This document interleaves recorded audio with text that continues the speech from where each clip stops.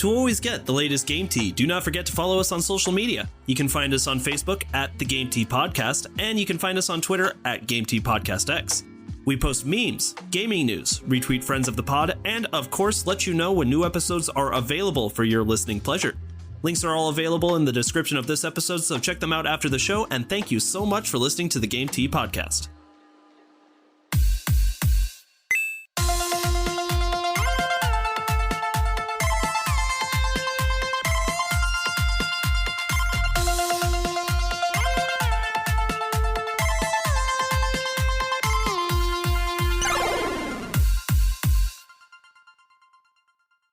Welcome to another episode of the Game Tea Podcast. My name is JP. I'm Zach, and that's it. Yeah, Zach and I are rocking by ourselves today. Woo! Woo! Czar's dealing with a little bit more crud. Peaches is still just shellfish. Not shellfish, selfish. Right. A selfish shellfish. Monster. You know what's cool though, JP? It's you and me. And you know what? That's all we need, baby. I got Pearl, you got Diamond. Let's trade some Pokemons and be the very best that no one ever was. Well, we can as soon as the game comes out, but you and I are actually playing another game together right now, aren't we? We are. We are samurais in training. SIT. That's the acronym. SIT.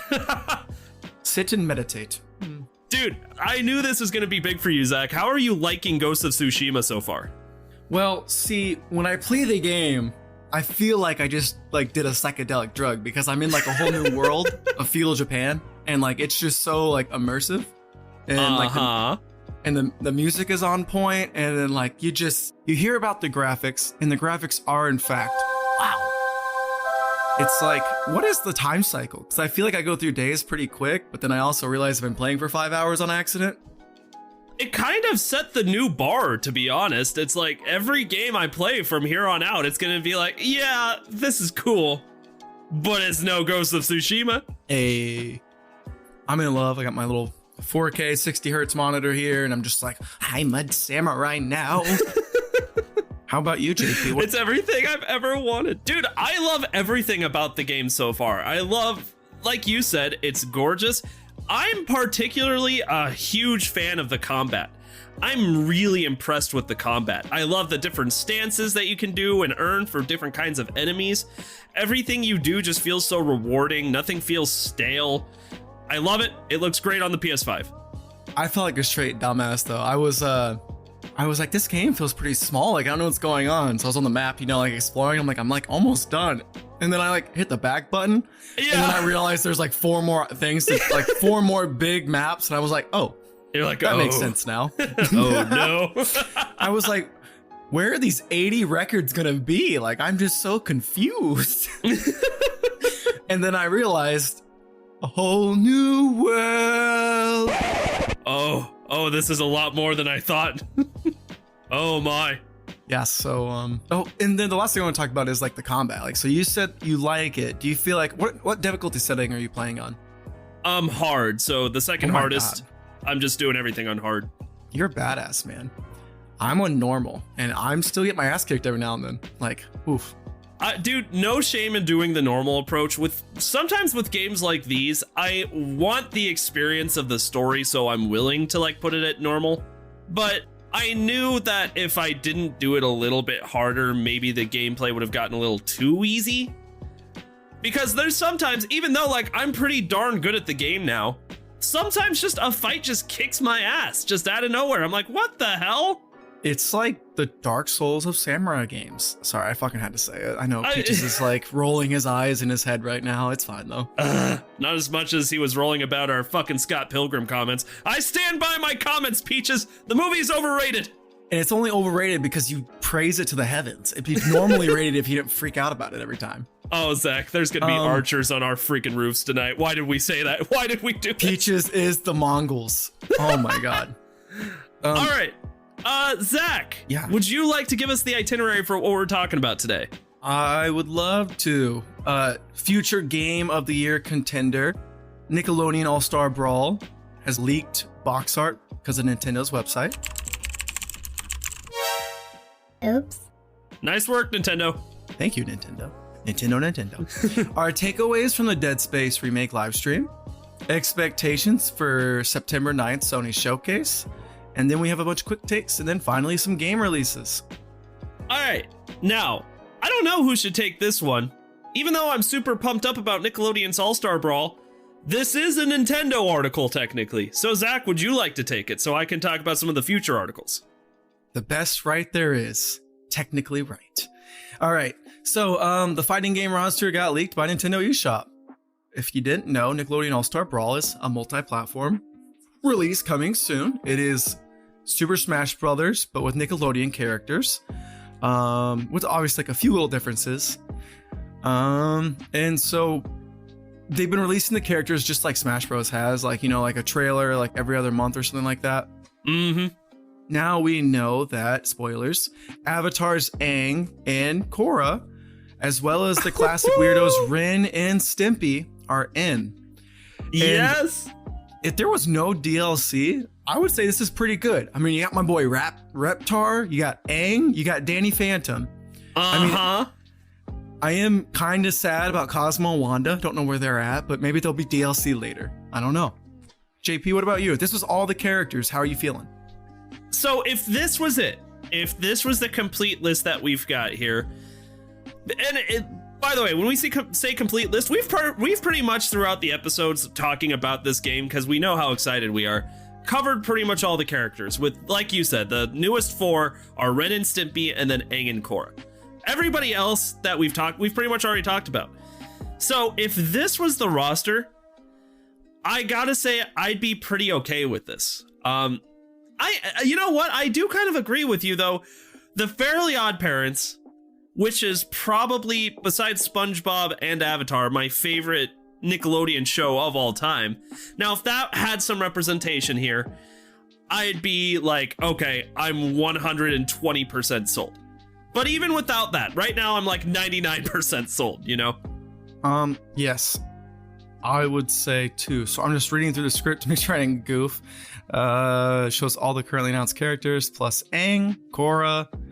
Don't forget about my boy Cat Dog. That's literally what Milo is. So I'll probably play as Cat Dog too. Cat Dog main. Sorry, JP, go for it. No, you're fine. I was gonna say that actually brings up an interesting question that we have not talked about yet. Zach, who are you maining? Oh, dude, I gotta be Reptar, dude. Like that. You do want Reptar? Yeah, that's straight into my 3-year-old like veins right there, man. I grew up on Rugrats. I always thought Reptar was the coolest. Reptar was the coolest. What about you? Who are you gonna main? Dude, there's a lot of great picks here. I wasn't a huge Invader Zim fan, but Zim is an interesting pick nonetheless. But all of that changed when the Fire Nation attacked, because I'm a huge Avatar fan.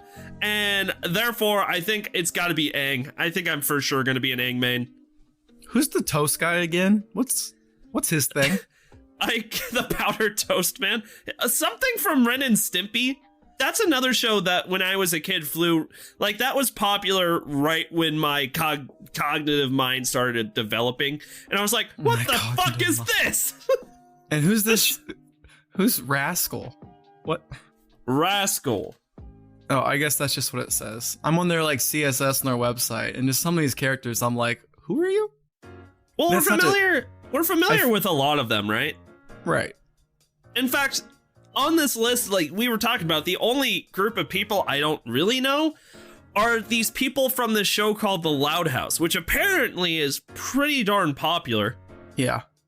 I had given the game the compliment, like, it seems like they're doing a good job of mixing the old with the new.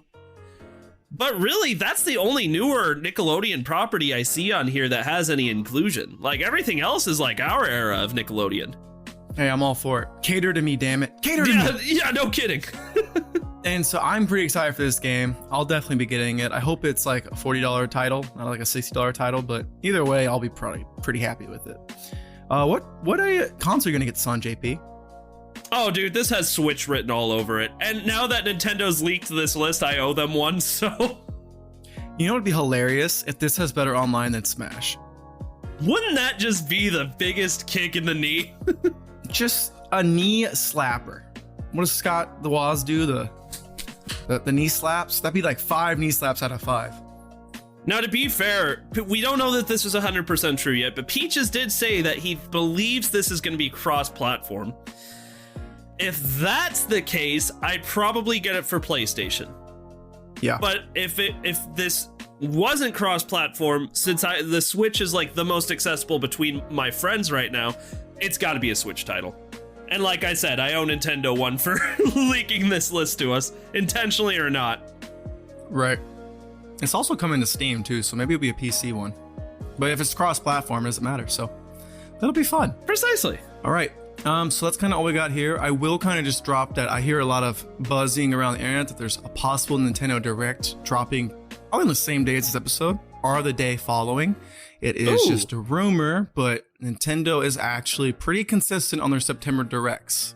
Even last year, they had a partner Direct, which was trash, but they still had a September Direct, technically. Technically. And that's the best kind of right.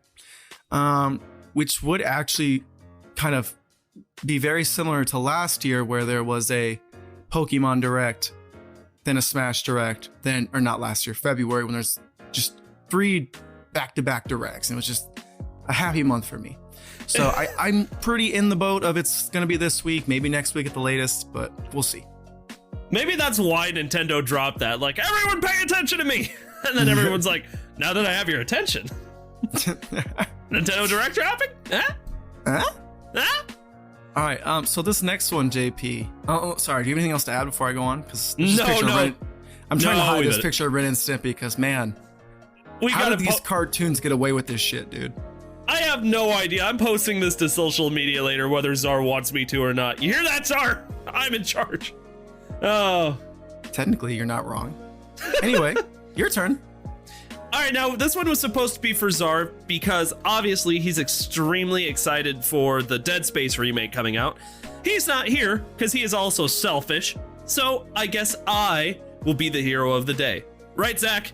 Yeah, self-proclaimed hero status, JP! Woo! All right, so let's talk a little bit about Dead Space remake. Now, EA had just shared a little bit of a live stream of the game. And here's why that is weird. We literally just got word of this remake happening within the last couple of weeks. I don't remember if it was last week or the week before where we covered it, Zach. I don't know if you remember, but the point is it hasn't been very long, right? Like a couple of weeks we've known about this? Yeah. And already EA decided to just put on this live stream kind of trying to show off the game a little bit, I guess, which is like, we're not talking beta or gamma. Like, this remake just started becoming a thing and they're already trying to show off footage. So beta how did that? Or gamma. All right, JP. Yeah, but epsilon. Sigma Phi, motherfucker. Put respect on the name. Oh, yeah. Anyway, so why did they do this? Now, first of all, EA even admitted that this was quote unquote a bit unorthodox. By the way, this is coming to us from Eurogamer, from Mr. Matt Wales. I probably should have started by mentioning that, but here we are.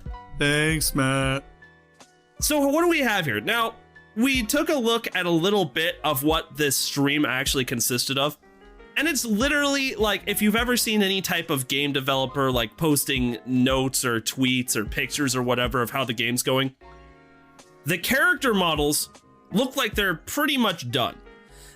Which is actually surprising. Like, they definitely need to be worked on just a little bit as far as, you know, working with, I'm assuming any remake for modern gen consoles is going to have like better texture patches and better ray tracing and things like that. But the character models actually look pretty decent. Now, the demonstration was given though in a room that's just completely like made of blocks. Like, the textures on the environment itself is non-existent right now. This showcase was just more to kind of talk about like what the character's going to be looking like, what are the weapons going to be looking like, how is the game going to come together with the new generation. And I gotta say, if that was all their goal was to kind of give us like, hey, here's a little taste of how the game is gonna look, it did a pretty good job, you know? Even just by looking at some of the texture patches that they've done for the characters. Obviously, we can't tell a whole lot because of that, which again is what makes this whole live stream so unorthodox, quote unquote. But I really think that it was just to like garner a little bit more hype for the Dead Space remake. And I mean, I was already really excited about it, to be honest, and I know a lot of people like Zara were, but this really just did make me a little bit more happy. Zach, did you watch the stream at all? I don't care. Sorry. I know you don't. I know it'll be good. I don't know it'll be good, but I would think it'll be good. They have the monies. It's just, do they have the cares? And so far, it looks like they do care.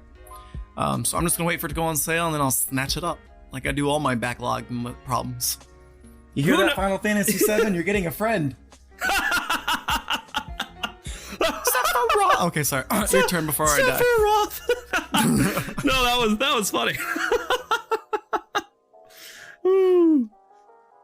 There's not really a whole lot else to tell. Like I said, the demonstration itself was pretty empty. It was more just to give us an idea of what the game's gonna look like. And again, what did you think of it? You thought it was pretty, I got pretty spooky vibes. I'm feeling like Alien Isolation scared in that trailer. What are you feeling? So, when it comes to Dead Space, half of the reason it's so spooky is because of the environment. Now, I'll admit that the other half is because of, the character. Like, the little, I don't remember what it's called, but the enemy that they're battling here is terrifying. Dead Space is known for having just some of the scariest models in all of horror gaming. Albeit really creative and great, right? So, I'm really excited because, like I said, I think the models look good and speak really highly of how the rest of the game's gonna look. But it's hard for me to really give a big, assumption about that without seeing what the environment is also gonna look like. Because all they've updated so far are literally just the character models. And they haven't done anything to the environment yet. So I don't 100% know how I feel about it. Zach, I really eventually do want you to give this a try. I think you'd enjoy it. Yeah, but right now I'm a samurai, JP. It's pretty hard to go from a samurai to an astronaut. All right, that's all I'm saying. I don't know. They're kind of the same. Not really. A lot of rigorous training. Yeah, I could see that. A discipline or something. Discipline. Yeah, respect. Respect on the name. That's right. Respect on the name. And that's all I really have to talk about Dead Space. It's going to be a lot of fun, and even though it's so early and we don't have it to look forward to for a couple more years, I'm excited. I think it's going to be great. And with that being said, Zach, would you like to take the next guy? I totally would. So our next thing is Sony finally decided to show us what they're working on. Woo! We're going to look into the future of PS5 in quotes. And knowing how Jim Ryan's currently handling things, possibly PS4 too.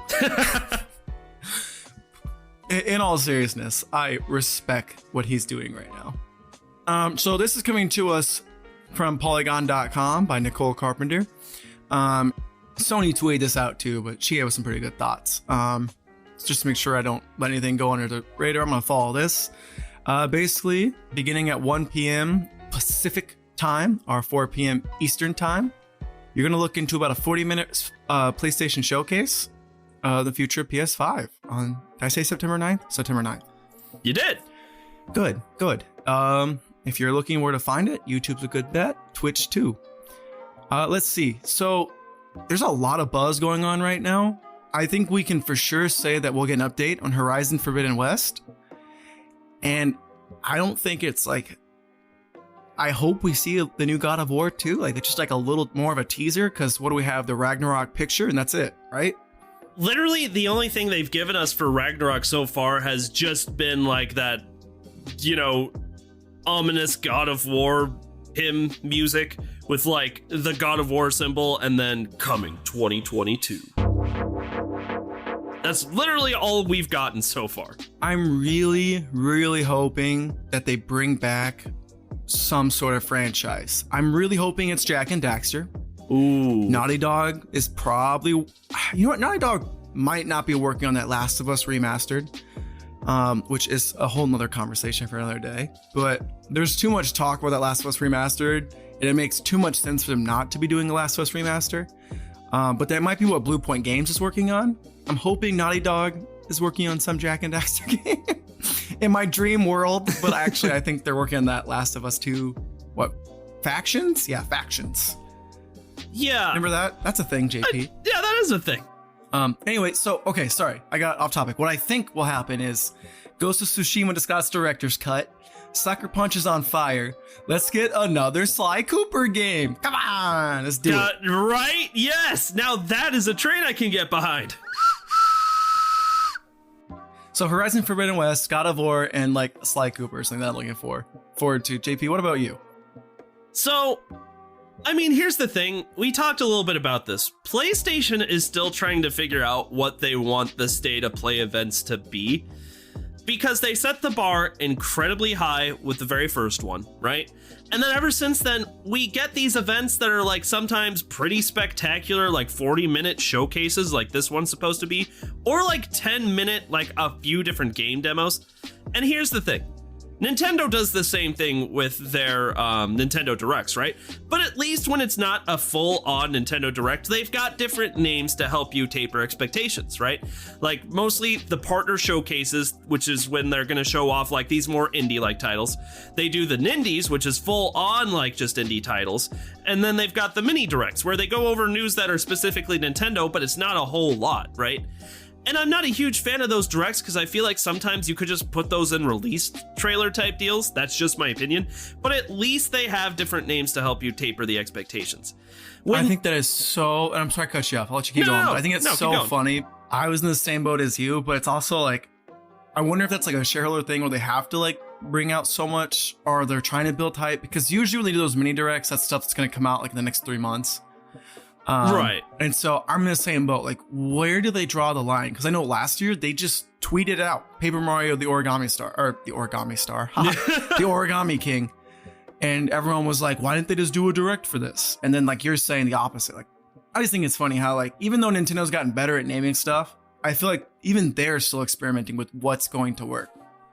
And that's totally fair, because the idea of like, your own self-dedicated, Nintendo started this, your own self-dedicated video presentation of what's going on. Nintendo was the pioneer in this, so it makes sense that even they're still working on this. They're trying to perfect it. Here's all I'm trying to say. It's weird to set up your expectations for these state of play events. And as soon as, you know, it was announced that we were going to have this state of play event, people automatically started assuming all of their wildest dreams were about to come true in this event.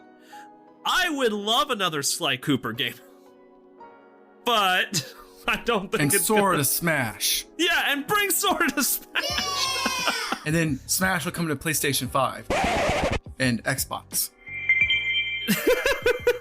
And then the Google Stadia. No. Oh. And then I want Sony to publicly announce the Stadia is dead. We killed it. Someone's got to do it. With Jin Sakai standing over it. And then it's like, have mercy or in suffering. All right, anyway. Sorry, JP, I cut you off. No, you're totally fine. That was a good tangent. So here, like, the point is everybody's been coming up with these wild expectations for what they want for this event. Horizon Forbidden West is a gimme, right? In fact, we should create bingo cards. That'd be fun. Horizon Forbidden West is like the next big PlayStation project that's on the horizon. So, no pun intended.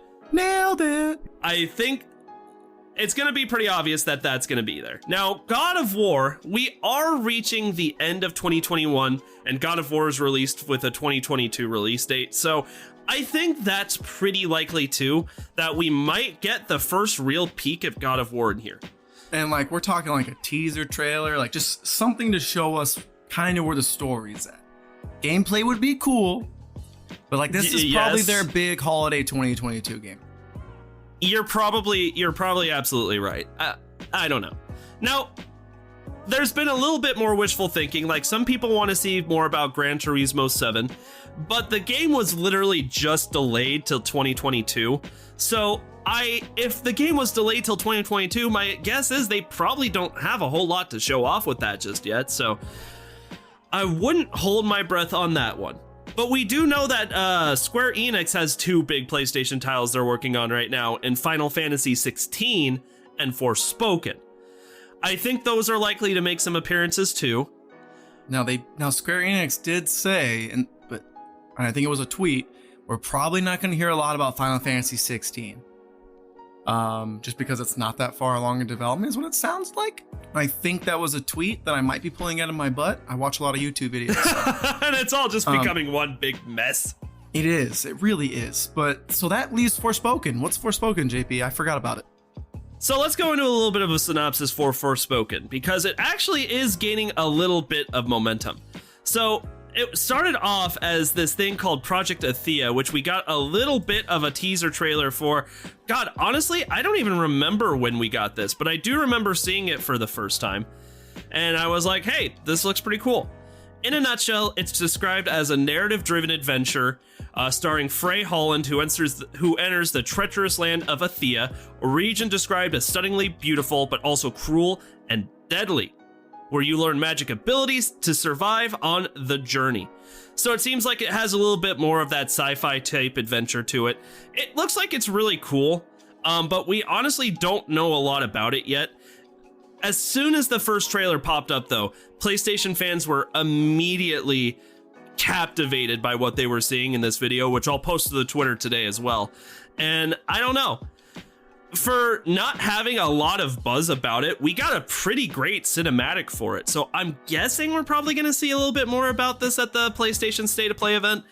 Not exactly sure. But that's kind of the thing with this event, is we really don't know what to expect. So, Zach, if you got your greatest PlayStation wish, what would you see at this event? Oh shit. Oh god. Honestly, anything. A Ghost of Tsushima 2. I don't know, something like that. I think already? Yeah. Okay. I want to be a samurai forever. I didn't realize how much fun it would be. What about you? If it was complete wishful thinking, I mean, like a Sly Cooper or a Jak and Daxter, could you imagine like Jak 4 in like some kind, like with the technology we have in consoles right now? Now, to be fair though, Jak 3 wrapped up the franchise pretty damn good. So maybe maybe Naughty Dog doesn't want to reopen that, especially since their hands are probably pretty full figuring out The Last of Us Part 3. But like, just like, oh god, everyone's gonna yell at us again. Props. Okay, now here's the other thing we have to take into consideration. PlayStation has been just going wild with these director's cuts of video games lately. So if I had to make a few more jabs at what I think we're probably going to see, I'm calling it right now, The Last of Us Part 2 director's cut. Like, that just makes logical sense to me. What do you think about that, Zach? Yeah, that makes logical sense too. I mean, if Ghost of Tsushima has already had it. I'm just saying. But you're right. You're right. If you think about it, The Last of Us Remastered came out literally less than a year after The Last of Us. So just to keep the tradition up, Last of Us Part 2 dropped like a little over a year ago. Just put out the director's cut now. Why not? Why not? Update the graphics, update the sound. Let's make this happen. Let's make it happen. Get some haptic feedback thrown in there. Call it a day. Okay, you know what? I'm going to throw one more in there. I'm going to throw one more piece of extreme wishful thinking in this. I am a huge fan of the Infamous franchise, and we don't talk about Infamous very much at all on this podcast. JP. Yes. I'm gonna let you finish your thought. Sorry, hold on. I keep doing that. My bad. I would love to see what they're doing with the Infamous franchise. I want to see the sequel. I want to see what the hell happened to Delson Row. I want to see what happened in Seattle. Now, none of the Infamous games ever pick up from where the last character started, so chances are if they did a new Infamous game, it would be a completely new setting with completely new powers, but I would love to see it. Now, explain to me what I don't know. Well, I don't think you don't know it. Once I say it, you'll know it. Infamous is made by Insomniac, correct? Yes. And we haven't talked about Spider-Man. They're definitely working on Spider-Man 2. Didn't they say as much when they were working on Marvel's Spider-Man?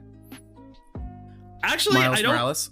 I'm pretty sure, yeah. Like, Miles Morales dropped pretty quickly, actually. So, right now, and Insomniac's biggest moneymaker right now, well, fuck, that might be Ratchet and Clank now, but I don't know.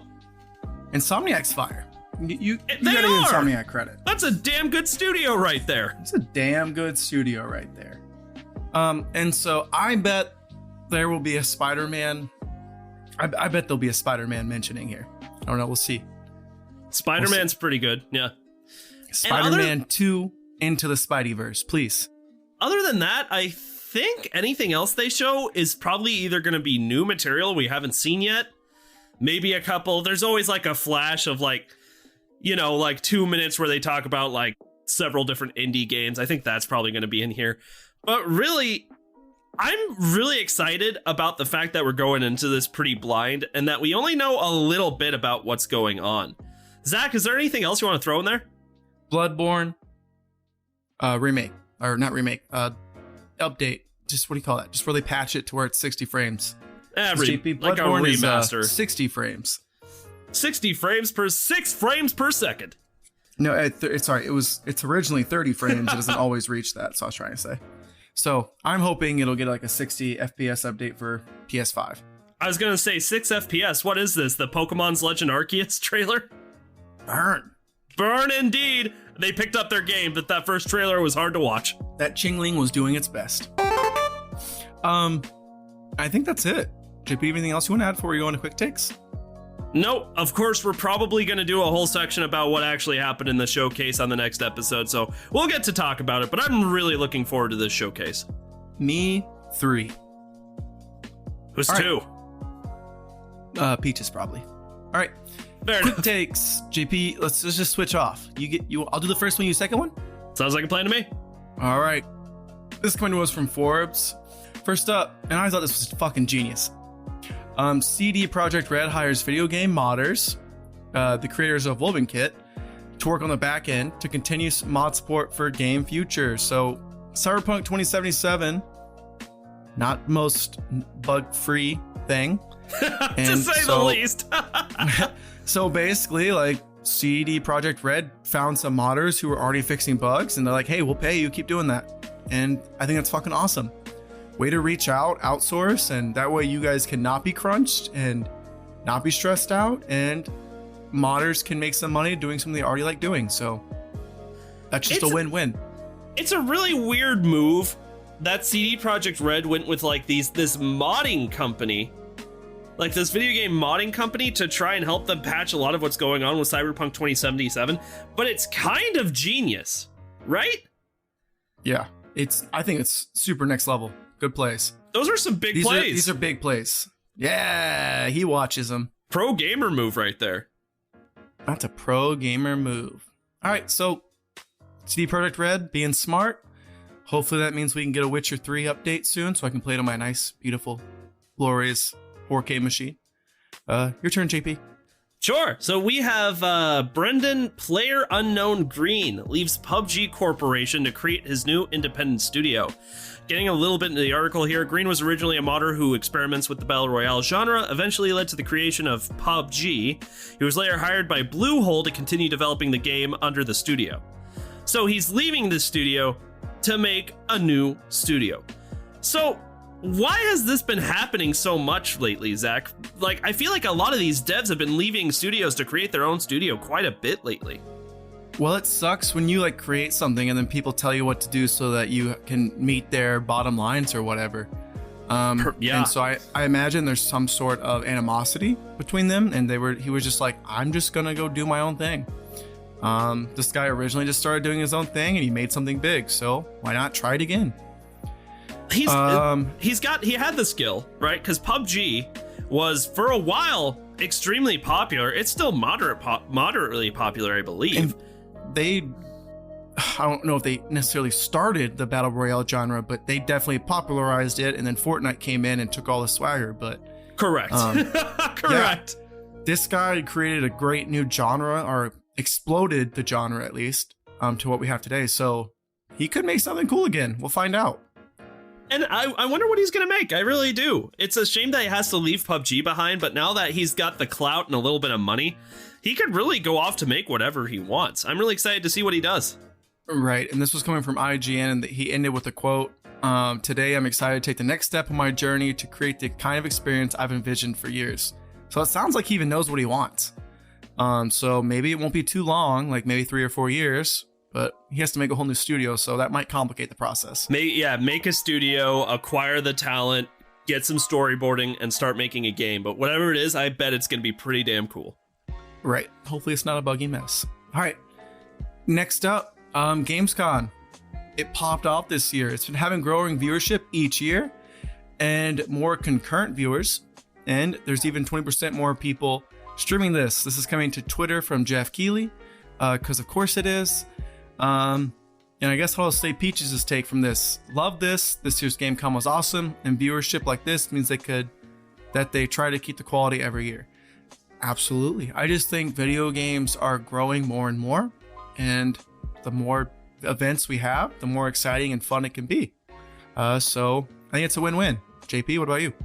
I think the real value in events like this is obviously E3 is the most popular gaming event, but I like that events like Gamescom are becoming more prominent because, of course, there's never anything wrong with more gaming news. There's never anything wrong with more gaming events, but it's also forcing every other... Of course. Unless you're Blizzard. Fuck Blizzard. But it's also forcing all these other studios to really up their game on these events, right? Just make them better and better. Gamescom is showing that, hey, we're getting to be a pretty big event here. Let's keep the momentum rolling. Good for them. Hell yeah. All right, next one mine? Yeah. All right. Nerds rejoice, we finally have the Windows 11th release. Microsoft is releasing Windows 11 on October 5th, coming to us from TheVerge.com by Tom Warren. Microsoft is announcing that Windows 11 will be released on October 5th. The new operating system will be available as a free update for eligible Windows 10 PCs or on new hardware that ships that Windows 11 preloaded. All right. That's pretty cool. We've talked mildly about Windows 11, what it means as an operating system, and of course what it means to gamers. And there was actually an article we went over quite some time ago about how Windows 11 is trying to integrate its operating system more to work better with gaming and I guess kind of really up the performance of some different kinds of titles in different ways just with the operating system, which is completely unheard of and really exciting to see what they do. I don't know if you've actually seen how the operating system looks. I'm not a big fan of the icons in the middle of the screen. It looks like they're doing a lot to kind of copy what Apple's doing. Still, I'm excited to see what happens. What do you think, Zach? I'm excited to see what happens. I'm with Peaches. He made a comment about how he does not want it to be a Windows 8 to The Reckoning. Yeah. Windows 8 was not very hot, but we'll see. This next one, I kind of debated with Peaches on if we wanted to make this a full take or one take thing. So we're going to start as a quick take and wait till we get the game together to reconvene and talk about this. But this is pretty huge. We've been talking about how gaming's been getting bigger and bigger. And basically in China right now, there was this big lack of passion from the younger generation to do anything. And so China's government, being the authoritarian, right? That's where the government gets to, the government just kind of rules. Yes. All right. Anyway, here's the article. And China is limiting kids under 18 to 1 hour of gaming time from 8 p.m. to 9 p.m. on only Friday, Saturday, and Sunday for a total of 3 hours per week. Wow. So this is already passed. They're going about it. Basically, how this is going to work, from my understanding, is everyone gets their own national ID card, and they have to enter that in to play a game. There are some ways you can get around it. As we know, gamers are very passionate about their fan base, they're just passionate about their pastime. There we go. And so there's ways to get around this. Grandpa and grandma, you could probably take their cards. They won't even know it. But at the same time, there is cameras in most devices. There's probably ways for their government to check these things. I feel like we're not even addressing how fucked up it is that they're instead of maybe putting curriculum in schools that teaches kids how to manage their time better or something, their solution is we're going to monitor everybody's video gaming time and you get 3 hours a week to play video games. I think that's fucking ridiculous. Everything about it. China has a really bad gaming addiction problem right now, which I would say almost every country does, but China's is at the point where some of them are just doing what's called laying flat, and they refuse to do anything besides play games. I don't know. I've got mixed feelings about this entire thing. Honestly, I don't have mixed feelings. I think it's fucked up. I think that like the changing behavior, and this has nothing to do with video games, but to be honest, I think the point of changing behavior should be like more incumbent about teaching people to do it rather than monitoring them like this. I think this is ridiculous. JP's all about free choice. I love it. And what about the people? What about the people who do work their asses off and all they want to do is go home and play some games after work, and now they get 3 hours a week to do that? Well, it's for people who are 18 years or younger. Still. You know, you get home from school, you work your butt off, you do your homework, you just want to play some games. Like, no, I don't like this one bit. Yeah, I can understand. The thing is, this sets a precedent to where other countries might consider doing the same to battle video game addiction. I think this will turn into a big conversation point. I'm curious to see what other countries do. I'm curious to see how soon we'll talk about this again, but yeah, it's already passed in China, and I'm sure we'll hear more about it soon. All right, let's move on.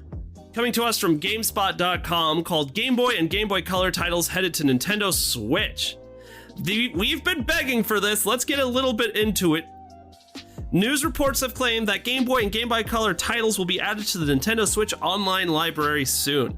The news first broke this week on the Nate the Hate podcast during a discussion on potential handheld games coming to the Switch as part of its online subscription offerings, which were then further corroborated. I think they meant collaborated by Nintendo Life and Eurogaming sources. Corroborated works too. Zach, we've been begging for this to happen. How do you feel? I don't care. I don't think it's going to be good because I'm a pessimist with Nintendo's online service right now. First off, we haven't got anything in 2 years. The last thing we got was SNES, and they really just keep pulling out crap. After they started with bangers, they're like the first 20 games were great. I am curious if they'll do any Pokemon games. I don't think they will, because they know they can milk Pokemon until the end of time. True. And then I think about what Game Boy games there really are besides Pokemon, and there's not that many good ones, because most Game Boy games were ports of like NES games and remakes. There's always a chance there could be the Fire Emblem series. What's the new game? I doubt they would do. Oh, that's a Game Boy Advance game too. Like, I'm literally trying to go through this right now. Metroid 2 was already on the 3DS. Like, I don't know. I'm kind of negative towards this whole thing. I was hoping they would do N64 so we could eventually get to GameCube, but Nintendo is really slow at this. But maybe they'll prove me wrong, but probably not. JP, what about you? Well, now I'm bummed out. That's what's about me. I'm bummed out now. I feel lame. Really excited. Maybe really excited I want about to play. that. I want to play WarioWare, but not WarioWare. Wario Land. That's a fun game. Okay, so here's the thing. You are not completely wrong. Here's my idea on Nintendo with Pokemon games. Yes, they can milk Pokemon games till the end of time, right? But they're not making any money off people who are selling cartridges of Pokemon Fire Red to one another. And in fact, Nintendo hates that that's happening because they're making no money off of that. So you know what they would do out of sheer pettiness? Put Pokemon Fire Red and Leaf Green onto this little service that they're thinking about offering. Nobody is buying the cartridges anymore. Nintendo is making money again off of old Pokemon titles. Nintendo bees Nintendo. I hope you're right that they're bringing Game Boy Advance games too. Because, I don't know, Game Boy and Game Boy Color, like, they're like NES games. They didn't age very well. That's all I gotta say. Yeah, that's fair. I'm just saying that there's a lot of possibilities here.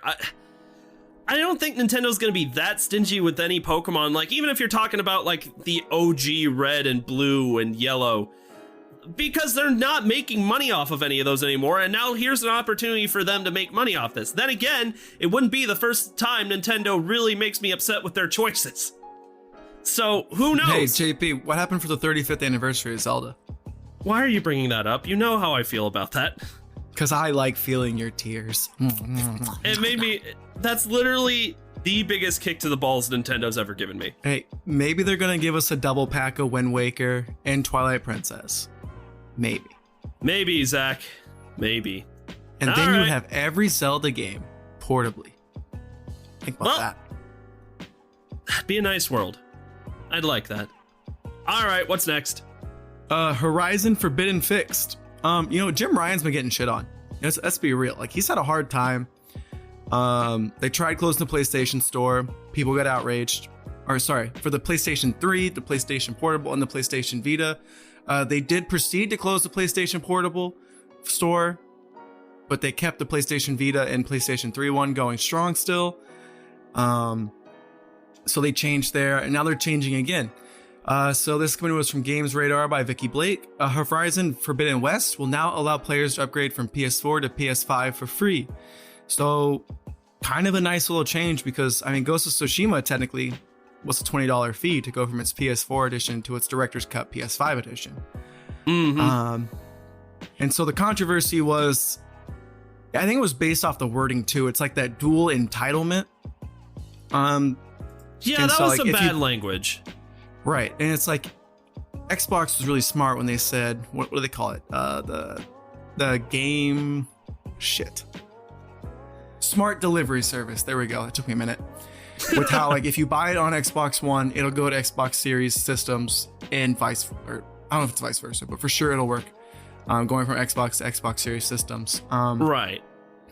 And so basically the outrage was Horizon Forbidden West was going to be sold, I think it's like $60 for PS4, but then there was the digital edition for $80 to get it on both systems.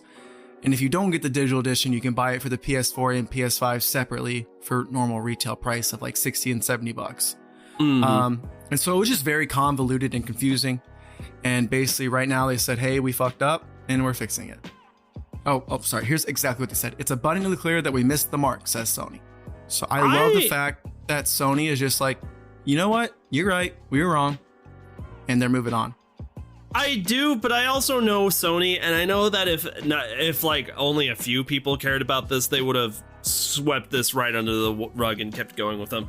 It's the second any type of like negative publicity gains any type of momentum that you'll start to see change, but I digress. The point is, you are right. They're doing this for free. They're fixing it.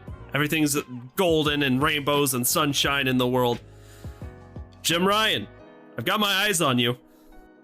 And we're going to keep them there because you are, you listen, but you're trying some sketchy shit, bro. Precisely. Sketchy shit. Precisely. He knows we're watching. He's just waiting for our eyes to go away for a second. Make a PS Vita 2 while we're watching, okay? Thanks. Oh, man. All right. Should I take the upcoming game releases? Yeah. Alrighty.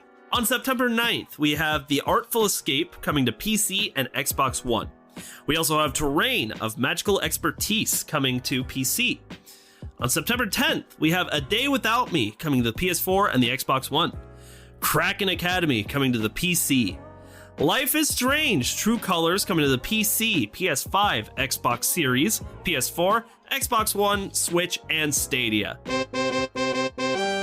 Why, Stadia? Why won't you die? Please just die. Lost in Random is coming to the PC, PS5, Xbox Series, PS4, Xbox One, and the Nintendo Switch. NBA 2K22 is coming to the PC, PS5, Xbox Series, PS4, Xbox One, and Switch. Tales of Arise is coming to the PC, PS5, Xbox Series X, PS4, and Xbox One. WarioWare Get It Together is coming to the Switch on September 10th. On September 14th, we've got the Deathloop pre-orders opening up on the PC and the PS5. Honey, I Joined a Cult coming to PC. Age of Darkness Final Stand coming to the PC on September 15th. Also on September 15th, we have Fire Commander coming to the PC. Merrick's Market coming to PC, PS4, Xbox One, and the Stadia. Story of Seasons, Pioneers of Olive Town coming to the PC. Timeborn coming to the PC. And Titan Chaser coming to the PS5, Xbox Series X, PS4, and Xbox One. Now, we've got a couple of different games we could hype up. But Zach and I are at the same time excited for WarioWare, even though I also am really excited for Life is Strange. So Zach, what are your thoughts on WarioWare? WarioWare made the best game ever. Ha! Is Wario in your room right now, Zach, with a gun to your head? Over 200 micro games created by the best developer ever, me, Wario. And you get to play with friends, and you get to play as the different characters and do co-op play. It's gonna be a good game. It's gonna be a good time. You pick up WarioWare today. Come on. Now, here is the irony. Here's the irony of the Nintendo situation. The game, WarioWare Get It Together, is selling for $50 instead of the normal $60. And that makes me a little suspicious. Like, I know this is technically just a game full of, like, mini micro games, but so is 1-2 Switch, and that didn't stop Nintendo from selling that for $60. And the sad part is it sold over 1 million copies. You are correct, because at the time there wasn't a whole lot to get for the Switch yet. I wish everyone could have just bought 2 copies of Shovel Knight. They would have been a lot happier. 2 copies of Shovel Knight. Oh. So anyway, WarioWare, Get It Together. These games are always a lot of fun, especially besides Mario Party and Mario Kart. This is a great party game in my opinion. So take a look at it because it's definitely got the wackier side of the charm to it. But if you're into it, you're into it. And with that, I think that's pretty much it. And are you into it? I'm into it. Are you into it? Oh, baby, I'm into it. All right. That's all for the Game Tea podcast. Let JP say the rest. That'll be it for the Game Tea podcast. We will see you guys on Saturday for the segment. And in the meantime, thank you for joining us on another episode. We will see you next time. You just got your Game Tea. Bye. Later. If you like what you heard today and you're looking for more ways to get your Game Tea fix, check us out on Patreon. With bronze, silver, and gold tiers starting at $2 a month, there are several incredible rewards you can receive for supporting the show, such as a follow from us on Twitter, access to a monthly Q&A session, an invitation to our private Discord server, and even bonus episodes of the podcast only accessible to patrons. Your donations will be used to make the show even better. The link to Patreon is in the description with our social media, so go check it out. Once again, thank you so much for listening to the Game Tea podcast.